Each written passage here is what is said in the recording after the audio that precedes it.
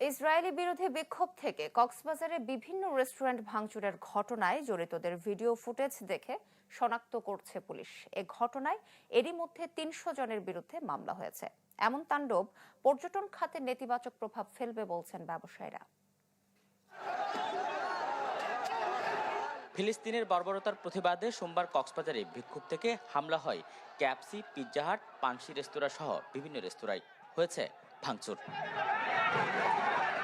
এই হামলার ঘটনায় অজ্ঞাত ৩০০ জনের বিরুদ্ধে থানায় মামলা করে পানসি কর্তৃপক্ষ। এতে ৪ যুবককে আটক করে পুলিশ। আমাদের অত্র দোকানের মাঝে একটা গ্লাসও অবশিষ্ট ছিল না। সবগুলা গ্লাস তারা ভেঙে ছুঁড়ে একাকার করে ফেলছে। সবচাইতে দুঃখজনক বিষয় হলো আমার দোকানে ফুল গেস্ট ছিল ওই সময়। আমার 2 থেকে 3 জন গেস্ট আহত হয়েছে। আমরা সদর হাসপাতাল পাঠাইছি।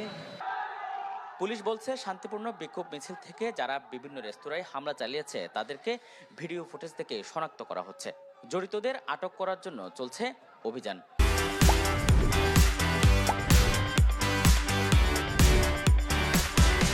মামলা রুজু হয়েছে। এখানে কিছু ভিডিও ফুটেজ আসছে। এই ভিডিও ফুটেজগুলো শনাক্ত করে আমরা যারা এই ঘটনায় প্রকৃত জড়িত ছিল তাদেরকে আইনের আওতায় আনার চেষ্টা চলছে। ভাঙচুরে ব্যবসা প্রতিষ্ঠানগুলোতে ক্ষয়ক্ষতির পরিমাণ কয়েক লাখ টাকা। এছাড়াও হামলার সময় রেস্তোরাঁগুলোতে পর্যটক থাকায় বেশ কয়েকজন আহত হন। ফলে পর্যটকদের মধ্যে আতঙ্ক ছড়িয়ে পড়ে। পর্যটন মৌসুমে এমন ঘটনা এই শিল্পে নেতিবাচক প্রভাব পড়ছে বলে মনে করছেন জেলা রেস্তোরাঁ মালিক সমিতির নেতারা।